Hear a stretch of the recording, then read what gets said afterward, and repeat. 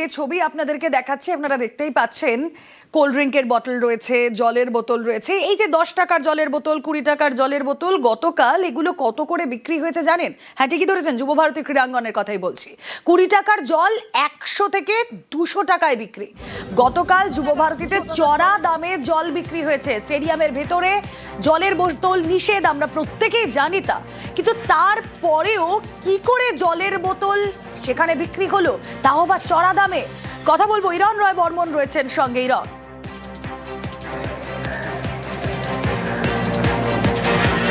দেখো, যুবভারতীর রেকর্ড বা ইতিহাস বলছে যুবভারতীতে জলের বোতল মাঠে প্রবেশ নিষিদ্ধ। শুধু যুবভারতী নয়, কলকাতায় থাকা আরেকটি বিশ্বমানের স্টেডিয়াম ইডেন, সেখানেও অতীতের 99 সালে একটি ম্যাচের ঘটনার পর থেকে জলের বোতল বা খাওয়ার জিনিস ভেতরে প্রবেশ বন্ধ। যুবভারতীর ক্ষেত্রে কড়া নিয়ম। ইস্টবেঙ্গল মোহনবাগান যখন ডার্বি হয় তখন জলের যে পাউচ হয়, পাউচেও জল দেওয়া হয় না। তখন বলা হয় যে পাউচ বিক্রি করা যাবে না, ভেতরে পিএইচই লাইন আছে, সেই লাইনের জলই খেতে হবে। অতীতে বিভিন্ন সময় আমরা দেখেছি সমর্থকরা এই নিয়ে প্রশ্ন তুলেছিলেন যে এই পানীয় জল খাওয়ার মতো নয়। তা সত্ত্বেও কোনো ম্যাচে, ISL, I league, Kolkata league, কোনো ম্যাচে জলের পারমিশন দেওয়া হয় না পাউচ বিক্রি। রুমেলা, পাউচ বিক্রিরও অনুমতি থাকে না যে মাঠে, সেখানে জলের বোতল বিক্রি করা হলো। পুলিশ প্রশাসনের পক্ষ থেকে ম্যাচের আগের দিন জানিয়ে দেওয়া হলো আপনারা জলের বোতল আনবেন না, ভেতরে জলের ব্যবস্থা থাকবে। সেই ব্যবস্থা কি জলের বোতল যে সেটা সেই ব্যবস্থা? যে ব্যবস্থা ছবি আমরা দেখতে পেলাম, যে টেন্ডার ডেকে জল বিক্রি করা হয়েছে, বরাত দেওয়া হয়েছে জল বিক্রির। কলকাতার কোনো বাসিন্দা পাননি, গুজরাটের এক বাসিন্দা পেয়েছেন। তিনি 30 লক্ষ টাকা দিয়েছেন বলে খবর। সেই টাকায় তিনি বরাত নিয়ে জল বিক্রি করেছেন এবং অত টাকা তুলতে হবে, সেই জন্যই 10 টাকা 20 টাকার। একজন বিক্রেতার বক্তব্য শোনাই এখানে, ভীষণ ইম্পর্টেন্ট। मालिक का हमारे का 30 लाख का टेंडर था इसको बेचने के लिए, और हमारा माल भी थोड़ा लूटा हुआ है। यहाँ पे अंदर से हमारे लड़के जो बेच रहे थे उनसे माल भी छीना गया, मारा पीट भी हुई उनसे। मालिक का नाम क्या है? निवेश पाटिल। कि वो 30 लाख रुपए किसको दिया था? वो ऑर्गेनाइजर को दिया उन्होंने। 100 रुपए का बोतल का दाम था ये। एक बोतल का 100 रुपया। एक बोतल का MRP कितना होता है एक बोतल का? इसके यहाँ पे 20 का है। 20 रुपए का। तो 100 रुपए में आप लोग ही बोल रहे थे 100 रुपए में बिक्री करने के लिए। हाँ, 100 रुपए में 20 का 100। अब ऐसा यहाँ पे महंगा टेंडर मिलता है तो क्या करें। अरे वो पब्लिक भड़क गई, मैसी को देखने के लिए आए, 4000 रुपए की टिकट खरीदी है जिस बंदे ने, वही उसको बंदा देखने के लिए मिलेगा नहीं तो उसको गुस्सा तो आएगा। पानी का बोतल हमारे ऊपर, हमारे एक लड़के को भी मारपीट करा था उन्होंने।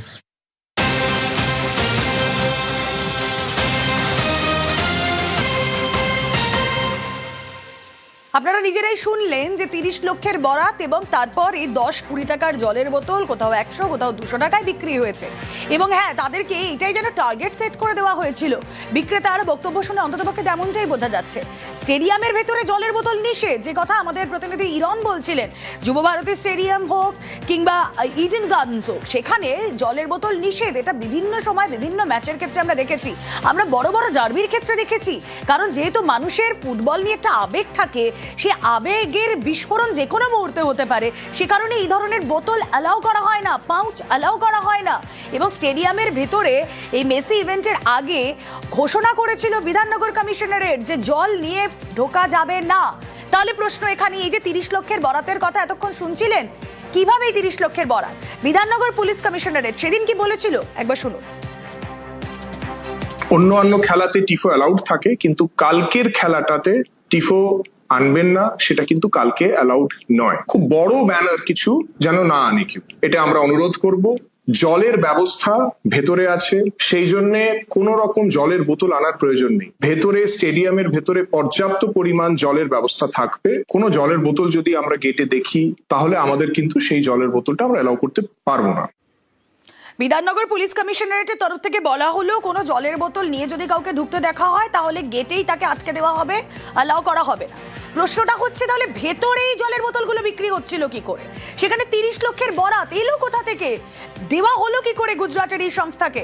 ইরন,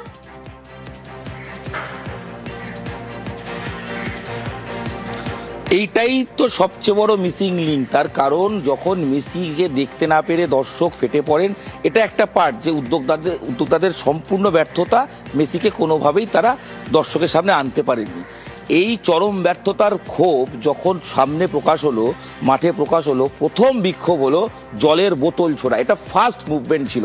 মাঠে আমরা সাংবাদিকরা উপস্থিত ছিলাম, আমরা সবার প্রথম দেখি মানুষ চিৎকার করছেন, বিক্ষোভ দেখাচ্ছেন, তার সঙ্গে জলের বোতল ছুটছেন। এটা হচ্ছে বিক্ষোভের ফার্স্ট মুভমেন্ট। তারপর পরবর্তী সময় মাঠে ঢোকার চেষ্টা, তালা ভাঙা, মাঠে ঢুকে পড়া, ব্যানার ছিঁড়ে ফেলা, এগুলো তো ঘটছে। জলের বোতল আসলো কোথা থেকে?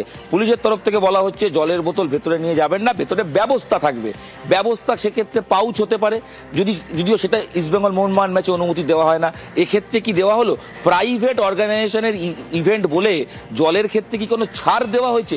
এই প্রশ্নটাও উঠবে। কারণ এই যে টেন্ডার নিলেন, তিনি তো সহজ পথে মেন দরজা দিয়েই জল নিয়ে এসছেন, তিনি সাজিয়ে গুছিয়ে রেখেছেন, যে ছবি আমরা দেখাচ্ছি, তিনি সেইগুলোকে আস্তে আস্তে বিভিন্ন গ্যালারিতে নিয়ে গেছেন। তাহলে এইগুলো যখন করলেন কেউ দেখতে পেলেন না, তার মানে এটা কি অনুমতি নেওয়া হয়েছিল যে জলের বোতল দেওয়া হবে, নাকি দূরদর্শিতার অভাব? ভাবা হয়েছিল এটা তো ফুটবল ম্যাচ নয়, লোকে আসবেন, আনন্দ করবেন, মেসিকে দেখবেন, তাই একটু জলের। দেখো এই ক্ষেত্রে এই যে তুমি যে বিক্রেতার সঙ্গে কথা বলেছিলে, তারও একটা কথা আমার তোমার এই কথা সূত্র ধরেই মনে পড়ছে। সে বলছে যে প্রচুর মানুষ যারা হাজার হাজার টাকা দিয়ে, 4,000, 10,000, 14,000, 30,000 টাকা দিয়ে যারা মেসিকে দেখতে এসেছেন, তাদের তেষ্টা পেলে তারা তো এত টাকা দিয়ে জলের বোতল কিনতেই পারেন। অর্থাৎ এটাও একটা স্ট্র্যাটেজি তৈরি করে দেওয়া হয়েছিল জল বিক্রির ক্ষেত্রে। প্রশ্নটা এখানে, যে মিসিং লিঙ্কের কথা তুমি বলছো, বিধাননগর কমিশনারের তার মানে কিচ্ছু জানে না, আয়োজক সংস্থা তার মানে কিচ্ছু জানে না, কেউ তো কিছু জানবে না, হলে এরা অ্যালাউড হলো কি করে ভেতরে?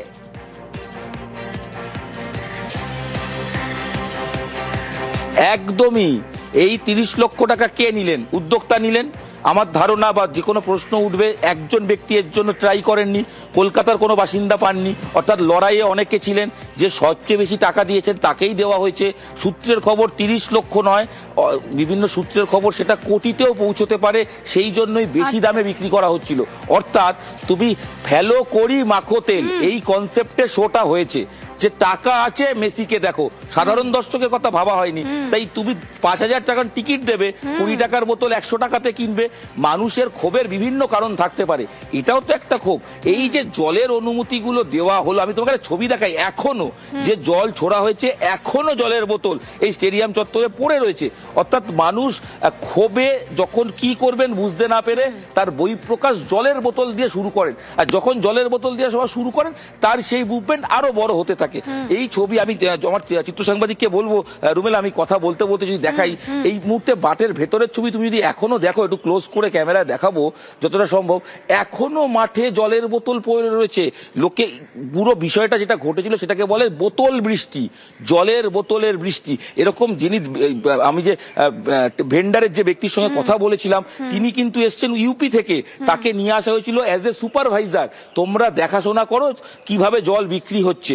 তিনি বলছেন লোকে জল কেড়ে নিয়ে গিয়ে মাঠে ছুঁড়েছে, অর্থাৎ ক্ষোভে বহিঃপ্রকাশ।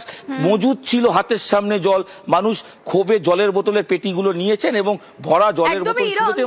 এই মুহূর্তে দাঁড়িয়ে যেই বক্তব্যটা বারবার সামনে আসছে, আমাদের আবেগের যুব ভারতী, সেই আবেগের যুব ভারতীতে ফুটবল অনুরাগীরা যদি সত্যিই তারা ফুটবল অনুরাগী হন, তারা কি এই ধরনের ঘটনা ঘটাতে পারেন?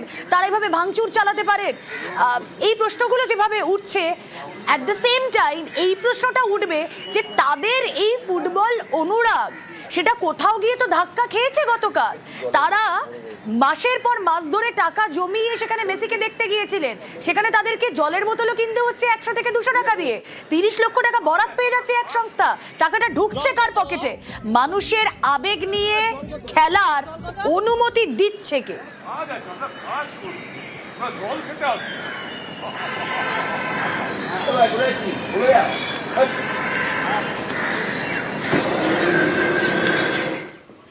আগাগোড়াই অব্যবস্থা, পরিকল্পনার অভাব, সেটা তো আপনারা বুঝতেই পারছেন।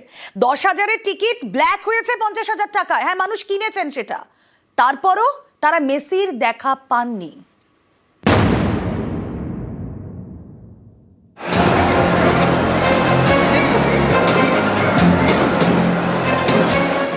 ফুটবল বিশ্বের মহা তারকা, তার জন্য অনুষ্ঠান, সেই অনুষ্ঠানকে ঘিরে আগাগোড়াই বিশৃঙ্খলা, অব্যবস্থা এবং পরিকল্পনার অভাব। কয়েক সপ্তাহ ধরে লিওনেল মেসির ছবি দিয়ে বিজ্ঞাপন, রাস্তাঘাট সর্বত্রই ফুটবলের রাজপুত্রের আগমনী বার্তা, খবর ছড়ায়, ভক্তদের মধ্যে উন্মাদনাও বাড়ে। অনুষ্ঠানের দিন সেই উন্মাদনা ভিড় হয়ে আছড়ে পড়ে যুব ভারতী স্টেডিয়ামে। হাজার হাজার টাকার টিকিট, ঘন্টার পর ঘন্টা অপেক্ষা। মেসি এলেন, কিন্তু দর্শক আসন থেকে দেখা গেল না।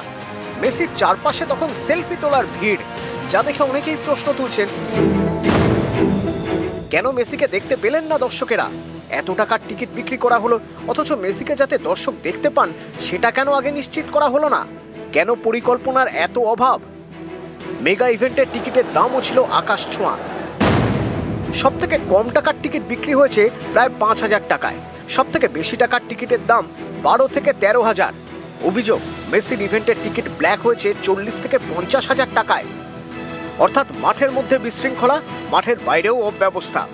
We demand refund, complete refund, and don't play with player like Lionel Messi. This is completely a flop event. যুব ভারতী স্টেডিয়ামে জলের বোতল নিয়ে ঢোকা বারণ, অথচ শনিবার দেখা গেল শয়ে শয়ে জলের বোতল দর্শক আসন থেকে উড়ে এলো মাঠের দিকে। কোথা থেকে এলো এই জলের বোতল? কারা বিক্রি করলো এই জলের বোতল? কোথায় গেল নিয়ম শৃঙ্খলা? মেসির মেগা ইভেন্ট ঘিরে এমন হাজারো প্রশ্ন।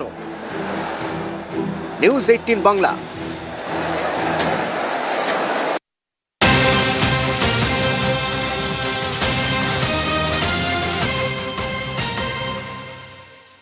শতদ্রু দত্ত মূল আয়োজক, মূল উদ্যোক্তা, তাকে গতকালই গ্রেফতার করা হয়। আজ তাকে বিধাননগর আদালতে পেশ করা হলো এবং আপনাদের জানিয়ে রাখি এই মুহূর্তে সব থেকে গুরুত্বপূর্ণ খবর, 14 দিনের পুলিশ হেফাজত শতদ্রুর।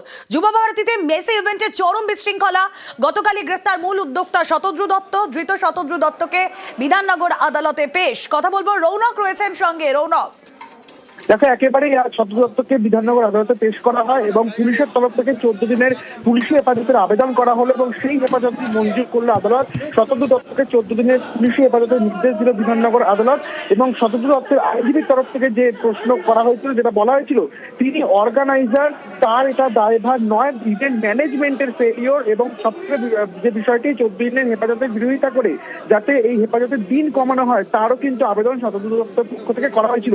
শুধু দুপক্ষই সওয়াল জবাব শুনে আদালতের নির্দেশ যে 14 দিনের পুলিশ হেফাজত দেওয়া হয়েছে শতদ্রু দত্তকে, কারণ পুলিশের তরফ থেকে যে বিষয়টি আদালতে পেশ করা হয়েছে যে মূল অর্গানাইজার এখানে শতদ্রু দত্ত, প্রত্যেকটি জায়গায় শতদ্রু দত্ত ইনিশিয়েটিভ বলে এই হোর্ডিং করেছে।